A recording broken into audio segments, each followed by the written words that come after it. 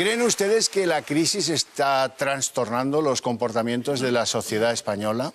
Luego se lo preguntará Victoria para que formalicen su respuesta a ese asunto. Les quiero empezar por contar algo que ha acaecido esta semana en Pontevedra y que es tremendamente preocupante. En el verano de 2011, un vecino de Vigo entabló amistad con una mujer que trabajaba en un restaurante que él frecuentaba. A través de varias conversaciones, el hombre se enteró de las dificultades económicas de la mujer y de su única hija, que por aquel entonces tenía 12 años. El hombre de 67 años de edad comenzó a regalar obsequios a la niña. Cuando la situación económica de la madre y la hija se hizo insostenible y perdieron la casa, el hombre se ofreció a acogerlas en su domicilio. Lo que en un principio parecía un acto generoso se tornó en maldad cuando, pasados tan solo 2 días de convivencia, el hombre realizó, según la madre y la hija, abusos sobre la menor. Esta semana ha tenido lugar el juicio en la Audiencia Provincial de Pontevedra y lo sorprendente es que el hombre no niega las acusaciones. El acusado justifica los tocamientos a la menor ya que los hizo, según él, con fines didácticos después de que la niña le hiciese preguntas sobre anatomía. La Fiscalía pide 5 años de prisión para el acusado por abusos sexuales. Además, ha añadido otro año de condena por tenencia de pornografía infantil, ya que la policía descubrió en su ordenador imágenes de menores desnudas. El acusado afirmó desconocer cómo esas imágenes habían ido a parar a su disco duro y dijo que pudo ser otra persona quien las había colocado allí. La menor, que declaró a través de videoconferencia, afirmó que el acusado también le pidió que se desnudase. Además, madre e hija denuncian que el hombre le propinó una bofetada a la menor que le llegó a partir el labio. El acusado no niega esto último, pero se justificó diciendo que fue una pequeña bofetada con fines educativos, porque la niña se estaba portando mal. Como ven, además de la clase política, hay otros motivos para vivir nuestra condición de ciudadanos de este país con mucha preocupación. Policía. Dice, policía es un señor que controla y que protege a los ciudadanos y que controla el orden y la ley, ¿no? ¿Y qué pasa cuando un policía, horas después de que le permitan volver a acercarse a su pareja, le pega 3 tiros? De esto va la siguiente historia. Nuevo crimen de violencia de género en nuestro país. En este caso, el protagonista ha sido un policía local de Ciudad Real que mató a su expareja de 28 años. El asesino espera a su antigua pareja cerca de su lugar de trabajo. Según los testigos, se produjo un breve forcejeo entre ambos. Un viandante le recriminó su actitud, tras lo cual el policía le disparó sin llegar a alcanzarle. Acto seguido, efectuó los 3 disparos a su expareja a una corta distancia. Después de cometer el asesinato, el policía local de 34 años se suicidó en un aparcamiento cercano, situado enfrente del lugar de los hechos. El asesino tenía una orden de alejamiento sobre la víctima, pero la orden se suspendió después de que la mujer se retractara de su denuncia de malos tratos. Tras la suspensión de la orden, se entregó al policía su arma particular con la que realizó el crimen al día siguiente. Ya les hacía la pregunta, Javier, pero seguro que después de ver estos 2 vídeos tienen una opinión mucho más firme, así que se la recuerdo. ¿Creen ustedes que la crisis ha trastornado la conducta de la sociedad española? Si creen que es así, díganoslo llamando al 905-810-317 y si no consideran que esto sea por culpa de la crisis, 905-810-318. Cerramos ya el cubómetro anterior, que ya tenemos el resultado, y es que el 80% no está de acuerdo con que los políticos se amplíen sus garantías, quieran ampliarse sus garantías ante los tribunales. Bueno, la pregunta que tú hacías tengo yo que empezar por formulársela a nuestro invitado esta noche aquí, don José Cabrera, que es criminólogo. Buenas noches. Hola, ¿qué tal? Buenas noches, amigos. La crisis nos está volviendo a todos un poco raros. Lo cierto es que las sociedades en bonanza viven más tranquilas y las sociedades en crisis, sus indicadores se desploman. Indicadores de suicidio, de violencia, de criminalidad, indicadores de incertidumbre, la gente tiene zozobra ante el futuro y eso, sin duda, altera la conducta colectiva. Usted que tiene amplia experiencia en eso, ¿esperaba este repunte antes? No era esperable, porque es cierto que las sociedades van evolucionando, las razas se van mezclando, hay toda una serie de criterios ideológicos que compartir unos con otros, pero lo que está ocurriendo para un criminólogo, para un forense, es un poco preocupante, no diría yo alarmante, pero sí yo veo como una especie de neurosis colectiva. Antes lo he comentado con un tertuliano fuera de pantalla, hay una especie de situación colectiva, aquí se ha comentado antes, de zozobra, y en la zozobra, pues ganancia de pescadores. Eso es un poco así a bote pronto. Y sobre todo la caída de valores y de conceptos morales. Eso es. El señor que solidariamente invita a vivir a su casa a estas pobres desahuciados e inicia esta horrorosa serie de tocamientos o de abusos con la menor, pues evidentemente está traicionando algo insoportable. Es que ¿Qué parece... le diré del policía que coge la pistola que tiene de paisano, ¿verdad? Y en cuanto le levantan el alejamiento forzoso de su pareja, va y le arrima 3 tiros y la mata. Bueno, es que usted lo ha comentado, los valores morales de hoy no existen prácticamente. Los únicos valores que están son los de la bolsa y están en picado. Es decir, hoy ha cambiado todo. Y entonces, en ese cambio general, como decía Chesterton, cuando el hombre deja de creer en Dios, si me permite ser repipi, es capaz de creer en cualquier cosa. Es decir, hoy el personal ha perdido el rumbo. El que no tiene, nunca hay viento favorable para el que no sabe a qué puerto va. Te lo dijo Usted hablaba antes de más criminalidad o más delito y más suicidios. ¿Tiene datos? Sí. Ahora mismo en España, y esto es un dato que no se puede aguantar, más de 4.000 personas se quitan la vida.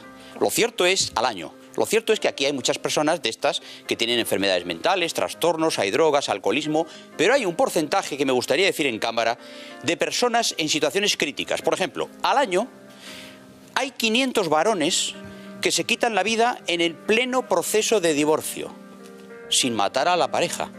Porque cuando uno dice la 9ª mujer que ha muerto al año en España por violencia de género, yo la verdad que lo siento, es dramático, pero todo el mundo se calla que hay 600 varones que se quitan la vida al año. Ayer se producía en Valencia un asesinato de violencia doméstica en el que la agresora mataba a su pareja varón. Por cierto, se ha dicho solo una vez en los telediarios, no se ha dicho 500 veces. Señor, pero fue aquí donde se dijo. Perfecto. Ya, bien, ya le pillo. Bien, pero, oiga, ¿y ante esto qué hacemos? ¿Qué podemos hacer? Pues ante esto solo hay una jugada, y la jugada es ser optimistas por encima del pesimismo colectivo. Es decir, si no tenemos nada en qué creer colectivamente, creamos en nosotros mismos. Es decir, tu vecino suele ser una buena persona. La mayor parte de la gente somos buena gente, gente normal. Y siempre hay 4 mangantes, 4 chorizos y 4 criminales. Arrinconémoslos. Esa es la cuestión. Bueno, optimismo. Voy a abrir esto enseguida. Javier Quero. Pues no, yo estoy escuchando muy atentamente al doctor al que sigo hace tiempo y la verdad que sus consideraciones son fantásticas. Lo que pasa es que, claro, es hasta cierto punto lógico. Es decir, en un momento de crisis económica como en la que estamos, supongo que cada vez tenemos menos que ganar, pero también tenemos menos que perder. Ojo. Cierto. Y eso es lo que me imagino que en la mente de muchos que lo están pasando muy mal, porque hay gente que lo está pasando muy mal, funciona. Es como para pensar. Hablaba de crisis económica, crisis política, crisis institucional, crisis territorial, crisis de valores. Es que no queda un ámbito ahora mismo en el que no haya una crisis, con lo cual eso supongo que será lo que se está reflejando en esos datos de crímenes. Por eso nos queda el individuo, o sea, nos queda el sujeto independiente al que tenemos que dirigir nuestro mensaje. Lo que pasa es que cada vez somos más rebaño, ¿no, doctor? Ya. Y eso es una lástima porque perdemos nuestra propia personalidad. Y si perdemos nuestro yo, estamos perdidos, porque la sociedad no es una masa gris, es una masa de gente individual. Usted, yo, el que nos está viendo en la televisión. Y es por eso todo lo que digo yo, que el optimismo hay que lanzárselo a él. Pincelada, Javier, José, si me dejas, para terminar. No. Una cosa que yo he observado y que resumo en una frase rápidamente. En épocas de bonanza pensábamos que éramos lo que teníamos. Ahora que no tenemos nada, pensamos que no somos nada. De ahí esa desesperación. Don José, déjeme analizar con usted los datos sobre el suicidio. Resulta que el porcentaje de personas que se quitan la vida después de haberles diagnosticado un cáncer prácticamente terminal es bajísimo, bajísimo. 0, no sé cuántos, bajísimo. En cambio, estamos viendo en Córdoba el otro día, ¿verdad?, como alguien que es desahuciado se arroja de un 4º piso y se suicida. Es decir, parece que para esta sociedad es más insoportable el pasar de ser clase media a no ingresar nada, el que te erosionen tu bienestar al punto de tener que irte de eso que consideras importantísimo, que es tu propiedad inmobiliaria, te desahucian y entonces tú te suicidas como si fuera eso insoportable. Eso que usted acaba de decir es la clave en cuestión de suicidios. Antes los psiquiatras veíamos gente que se suicidaba porque tenía un trastorno psíquico grave, o tomaba drogas, o había alcoholismo. Hoy estamos viendo un porcentaje de personas que, como usted muy bien ha señalado, se suicida en crisis existencial. Me desahucian, me quedo en paro y me quitan la dignidad. Porque si el problema del dinero y de la casa no es solamente la casa y el dinero, es que te quitan la dignidad moral. Y una persona sin dignidad moral, ¿qué hace? Se suicida. Ramón. Sí, lo que acabas de decir, en el sentido de que una sociedad empieza a mostrar un malestar creciente, está demostrado que es cuando la clase media pierde su expectativa de mejora, de consolidación, cuando pierde esa expectativa, hay una intranquilidad colectiva. Antes he mencionado que parece que estamos en un proceso de trastorno político, psicológico, colectivo. En cierto modo, exagerando un poco, pero eso sucede cuando la clase media pierde su expectativa de mejora, de crecimiento, de consolidación. Es cuando se producen los cambios políticos, sociales, etc. Yo creo que eso es así. Y también quiero destacar lo que has dicho de ese colectivo de varones que se suicidan en esa situación. Que en buena medida la legislación socialista ha llevado a esto. ¿Por qué? Porque está destruyendo el principio de igualdad jurídica entre varones y mujeres. Lo está desequilibrando en favor o en contra de los hombres en casos puntuales, y eso lleva a que haya muchos varones que, por el aprovechamiento de la otra parte de esas condiciones de beneficio en la nueva legalidad, acaban destruyéndose, autodestruyéndose. Hay una respuesta que corregirlo. para eso. Hay una frase para eso. El artículo 14 de la Constitución habla de la igualdad entre hombres y mujeres, igualdad ante la ley, que es la única que yo creo realmente, la igualdad objetiva ante la ley, ¿no? Yo nunca he visto en mi consulta privada, y es privada, un psiquiatra privado, hombres, varones en proceso de separación tan extremadamente al punto de quitarse la vida como en los últimos años. Dejo la frase así. Marcos García Montes. Yo creo que esta desesperanza existencial de la que habla muy bien, como siempre, el doctor Cabrera Fornés, tiene 4 salidas. Si el ciudadano ve que el banco que le hago la hipoteca le desahucia y le deja en la calle, va al Banco de España y no hace nada. Si el ciudadano ve que quiere pleitear y la ley de tasas solamente pueden pleitear a los ricos en muchos de los casos, si el ciudadano ve que no tiene salida en los políticos porque no hacen nada y solamente hay crisis, ¿a dónde acude? Yo creo que ahí la abogacía tenemos mucho que ver. Intentar recuperar la credibilidad del ciudadano, canalizar todos los aspectos e intentar que esto evolucione. Porque si no, estas desesperanzas pueden terminar en un mesías nuevo, un dictador, que al final arrastra a la gente porque no creen nada. Hace 100 años, Durkheim, que era un famoso sociólogo francés, todos conocido, hablaba de la anomia. La anomia es un estado en el que el individuo no cree en la sociedad. Y eso es lo que está ocurriendo hoy. No creemos en el colectivo. Y eso es el principio del fin del tejido social. O recuperamos eso, partiendo desde el individuo, es mi opinión, con el optimismo que debemos transmitir desde las pantallas de televisión, por ejemplo, o estamos muy perdidos. Doctor, pero es que además de que no cree, es que no ve soluciones. Claro. Que es el problema, no ve futuro. La situación es tan dramática que ya la Organización Mundial de la Salud advirtió de la especial conexión entre el desempleo, los impagos además, y las tasas de suicidio. En España, en estos momentos, nos encontramos con que la primera causa de muerte pues son las enfermedades cardiovasculares, la segunda es el cáncer y la tercera es el suicidio. Esto nos lleva a aquel cuento de Shakespeare que hablaba. Esto parece un cuento narrado por un loco lleno de ruido, el que tanto le disgusta a don Xavier, y que no significa nada porque no tiene ningún fin, no tiene ningún resultado. Porque yo le quisiera preguntar, si me lo permite, esto que a veces hemos oído de que es mejor no hablar, yo creo que no, yo creo que es conveniente saber dónde está el problema y cuál puede ser la solución, porque a veces se dice, es mejor no hablar del suicidio precisamente para evitar ese efecto llamada, sobre todo yo que trabajo con gente joven, ¿no? Pues entre los adolescentes, la gente joven, que a veces se produce, no sé si tiene alguna opinión al respecto, de es mejor no hablar de este tipo de cosas porque atraen... En todas las facultades de periodismo se le ha dicho al periodista, no hables de suicidio, porque esto da un efecto llamada. Esto no es cierto, y lo digo desde ya. Lo que sí es cierto es que en los pueblos de La Mancha, cuando en un pueblo alguien se suicida, en el pueblo de al lado, a continuación se suicida otro, porque está al borde de hacerlo y se anima porque lo ha hecho el amigo del otro pueblo. Pero está el factor de haber sido sometidos políticamente a Bono muchos años. Eso es una cosa que desconecta mucho las neuronas. Y eso no pasa en Galicia, No, eso no es ninguna tontería. No es ninguna, porque porque si nunca digo tonterías. La legislación de las últimas 3 décadas, en un sentido altamente materialista y de romper una serie de vínculos, y de negar la trascendencia en el hombre y en la sociedad, yo creo que conduce en buena medida a ese trastorno. Sí, señor. Eso que acaba de decir, para mí, personalmente, es la clave de todo. Y una vez un pobre sacerdote que vivía en una clausura, y me vais a permitir ser repipi otra vez, pero la audiencia seguro que lo agradecerá, me dijo, doctor, todo lo que está pasando en el mundo es sentimiento de culpa. Es decir, nos sentimos mal porque obramos mal.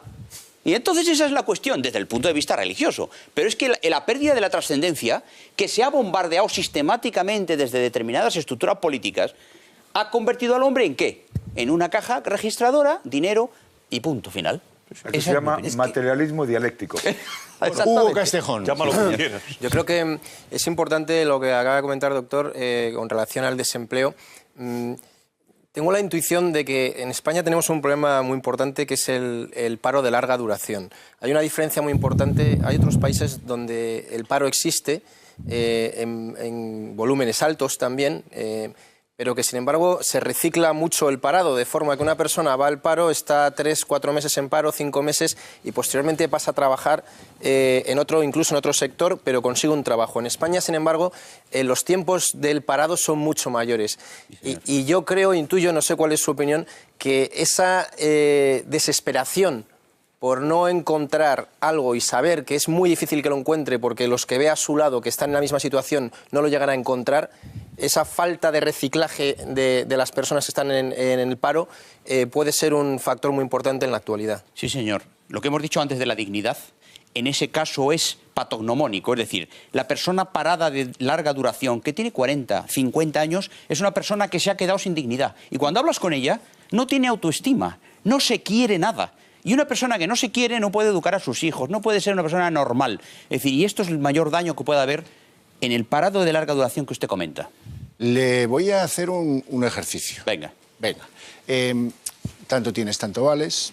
Estamos en una sociedad en la que si no tienes tela no eres nadie. Muy competitiva, altamente competitiva, y en la que los que tienen que dar sordina moral, estoy pensando en la COPE, ponen anuncios que dicen, si tu vida sexual funciona, todo lo demás no importa. Eso es lamentable. Hombre, el amor es otra cosa, ¿verdad? Pero no tiene nada que ver, vamos. Bueno, ya, sí, pero cuando un publicista dibuja ese esquema, es que el sexo está por encima del amor. No, nos está convirtiendo en animalitos. Es decir, se empeñan en que seamos solo animalitos. Y desgraciadamente para el que lo quiere, no somos animalitos. Somos seres humanos que queremos eternidad y queremos valores que duren. Y queremos gente en la que confiar. Y es cierto, así de claro. Por eso un anuncio así es deleznable en la cadena que sea. Pero sí, para mí, que sea en la COPE, me parece doloroso. Un poco más peor. Para mí. Inés Arrimadas. Bueno, yo creo que nos pasamos tanto tiempo hablando de los políticos y de la corrupción que dejamos de lado hablar también de los problemas reales de la gente, ¿no? Porque podemos hablar de reformar el sistema democrático en España, que yo soy la primera que lo defiendo, pero no debemos olvidarnos de que el fin es que las personas individualmente vivan mejor, ¿no? Y no llegan a estas situaciones tan extremas.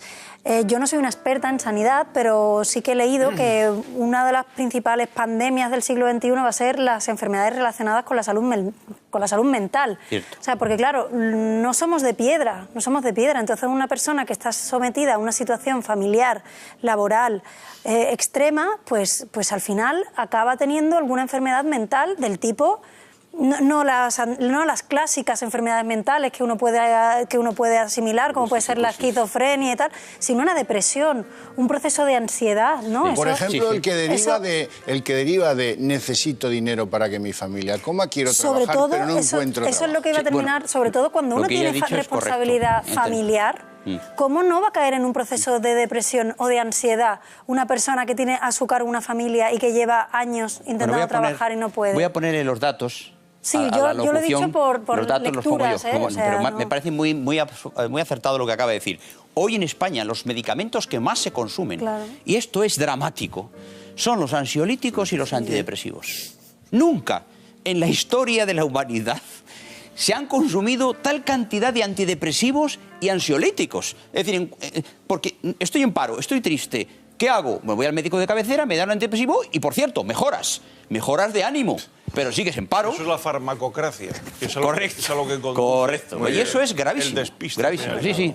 Pero eso siempre, eso siempre ha estado asociado a las sociedades, digamos, más desarrolladas, ¿no? Sí. Es donde más trabajo tienen los psiquiatras. Bueno, la depresión en los campos de concentración no hubo depresión. Claro, a eso me refiero. Está demostrado. Había psiquiatras en el campo de concentración, famoso Viktor Frankl o Bruno Bettelheim, que estaban allí y se acabó la neurosis. ¿Los psiquiatras eran de los buenos o de los malos? No, eran de los buenos. Estaban presos por judíos. Sí, sí. Es decir, que en gran medida también es el sentido de pérdida por la bonanza económica que decíamos antes, ¿no? Correcto. Domingo Bello. Sí, efectivamente, yo creo que aquí hay una responsabilidad colectiva y bastante, Javier, la anécdota que ya te lo oí en otra ocasión, que contabas de este sinvergüenza de Mafo y tantos otros que no cumplieron, porque claro, aquí cuando estamos hablando del sistema bancario, resulta que una persona con toda la buena fe le conceden el préstamo que se sabe perfectamente con el que no va a poder hacer frente, y Xavier lo ejemplificaba de una manera muy plástica. Es decir, yo he cumplido todas las condiciones. Yo y la gente que está oyéndonos, que está desgraciadamente en el paro, yo he hecho los estudios, un máster, etcétera, y ahora no tengo trabajo. Y un poco usted lo decía de Castilla-La Mancha. A mí me preocupa, bueno, por la parte que me corresponde de Galicia, ya que citaba a Durkheim, él hablaba en el libro ese del suicidio por imitación. Sí. Y esto estamos hablando además del suicidio por desesperación, por falta de controles políticos, financieros, esos a los que después les indultan. Habrá una responsabilidad, ¿no? Porque tú ten en cuenta, el trabajo empezó siendo un castigo, después pasó a ser un derecho, ahora ya es un lujo. Cuando resulta que no tienes trabajo y además no puedes confiar en tus políticos, por lo que leemos todos los días en los periódicos, que ya para leer la sección de política hay que ponerse una pinza en la nariz antes de abrir el periódico. El periódico ya solo lo compran los ricos. Luego tienes en la justicia, que la confianza en la justicia pues es todo lo limitada que todos sabemos, precisamente por esas sentencias incomprensibles. Por estar colonizada. Exactamente. Entonces, el problema, yo antes lo decía, la peor crisis que estamos viviendo es la de la credibilidad. Nos hemos dado cuenta de que el estado de bienestar es un timo, el futuro una quimera, y que ya no se crea lo que decía Chesterton. Por esa razón yo insisto y creo firmemente en que la solución la tienen cada individuo que nos está viendo, nosotros mismos, pero personalmente. Es decir, tenemos que empezar por creer en nosotros mismos, recuperar los valores antiguos, que por cierto nos fueron muy bien durante 2000 años, por poner un periodo de tiempo aceptable. Más o menos. ¿Y por qué no volver a ellos? Pues puesto que las instituciones están así que sí, vamos a volver al individuo. Es que no queda otra. Pues mire, me viene al pelo lo que dice, porque resulta que le iba yo a preguntar, oiga, ¿y el ejemplazo de nuestros mayores? El ejemplazo de los tercera edad, que han pasado por dificultades, por hambre, por penurias, por trabajar como burros, por recibir poquísimo ahora para sobrevivir, y que están echando una mano en la crisis de los hijos, de los nietos, de los otros, y encima les meten el euro por receta y luego lo otro y tal y cual, y ellos están en, pues eso, y nadie los quiere ver. Adelante. Nadie los quiere ver. Los metemos en una residencia de ancianos, están ahí todos, y nadie quiere tener al abuelo en casa. Cuando ese abuelo ha vivido una vida 5 veces más dura que la nuestra, con la mitad de dinero para vivirla, y ha sacado adelante a la familia. Eso me parece un buen colofón, por lo menos para el optimismo. Veamos qué hacían nuestros abuelos, nuestros padres. Cuando yo era joven, los padres, habitualmente en barrios marginales, a los hijos los ponían a trabajar para intentar conseguir recursos económicos. Hoy se ha vuelto al abuelo, gracias a Dios se ha vuelto al abuelo, mejor dicho, gracias al paro. Pero hay una cosa que me parece que es deleznable, que haya todavía personajes inmorales o amorales que metan a sus abuelos en una residencia, pagan con parte de lo que cobran la residencia, se quedan con sus bienes y al final le están expropiando a sus padres los bienes y se quedan con ello. Demencial. Lo estamos viendo repetidamente. Demencial. Voy a los tribunales a peritar la salud mental de un anciano. Incapacidades. Al que lo quieren incapacitar. Incapacidades. Marcos, creo que coincidirás conmigo.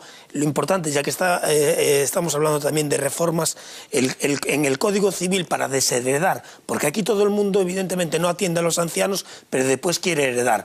Para desheredar tiene que ser con justa causa, tasada, en escritura pública, y aún encima, si el hijo que no los atendió la niega, tiene que ser la persona instituida en el testamento el que la justifique. Tiene que ser todo al contrario. Y cerramos este turno.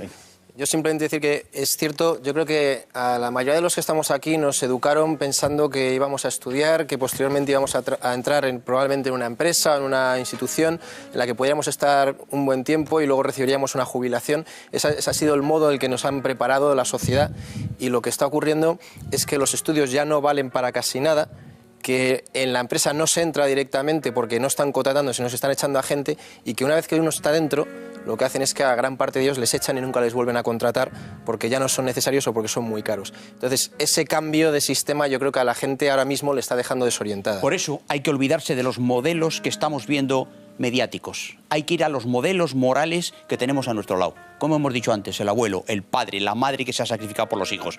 Es la única posibilidad, el optimismo individual buscando modelos de siempre, que siempre funcionaron y hoy también van a funcionar. Don José Cabrera, mil gracias por estar con nosotros esta noche y por ese mensaje, mitad realismo, mitad optimismo, que nos puede venir muy bien. El acusado justifica los tocamientos a la menor ya que los hizo, según él, con fines didácticos después de que la niña le hiciese preguntas sobre anatomía. La Fiscalía pide 5 años de prisión para el acusado por abusos sexuales. Además, ha añadido otro año de condena por tenencia de pornografía infantil, ya que la policía descubrió en su ordenador imágenes de menores desnudas. El acusado afirmó desconocer cómo esas imágenes habían ido a parar a su disco duro y dijo que pudo ser otra persona quien las había colocado allí. La menor, que declaró a través de videoconferencia, afirmó que el acusado también le pidió que se desnudase. Además, madre e hija denuncian que el hombre le propinó una bofetada a la menor que le llegó a partir el labio. El acusado no niega esto último, pero se justificó diciendo que fue una pequeña bofetada con fines educativos, porque la niña se estaba portando mal. Como ven, además de la clase política, hay otros motivos para vivir nuestra condición de ciudadanos de este país con mucha preocupación. Policía. Dice, policía es un señor que controla y que protege a los ciudadanos y que controla el orden y la ley, ¿no? ¿Y qué pasa cuando un policía, horas después de que le permitan volver a acercarse a su pareja, le pega 3 tiros? De esto va la siguiente historia. Nuevo crimen de violencia de género en nuestro país. En este caso, el protagonista ha sido un policía local de Ciudad Real que mató a su expareja de 28 años. El asesino espera a su antigua pareja cerca de su lugar de trabajo. Según los testigos, se produjo un breve forcejeo entre ambos. Un viandante le recriminó su actitud, tras lo cual el policía le disparó sin llegar a alcanzarle. Acto seguido, efectuó los 3 disparos a su expareja a una corta distancia. Después de cometer el asesinato, el policía local de 34 años se suicidó en un aparcamiento cercano, situado enfrente del lugar de los hechos. El asesino tenía una orden de alejamiento sobre la víctima, pero la orden se suspendió después de que la mujer se retractara de su denuncia de malos tratos. Tras la suspensión de la orden, se entregó al policía su arma particular con la que realizó el crimen al día siguiente. ¿Creen ustedes que la crisis está trastornando los comportamientos de la sociedad española? Luego se lo preguntará Victoria para que formalicen su respuesta a ese asunto. Les quiero empezar por contar algo que ha acaecido esta semana en Pontevedra y que es tremendamente preocupante. En el verano de 2011, un vecino de Vigo entabló amistad con una mujer que trabajaba en un restaurante que él frecuentaba. A través de varias conversaciones, el hombre se enteró de las dificultades económicas de la mujer y de su única hija, que por aquel entonces tenía 12 años. El hombre de 67 años de edad comenzó a regalar obsequios a la niña. Cuando la situación económica de la madre y la hija se hizo insostenible y perdieron la casa, el hombre se ofreció a acogerlas en su domicilio.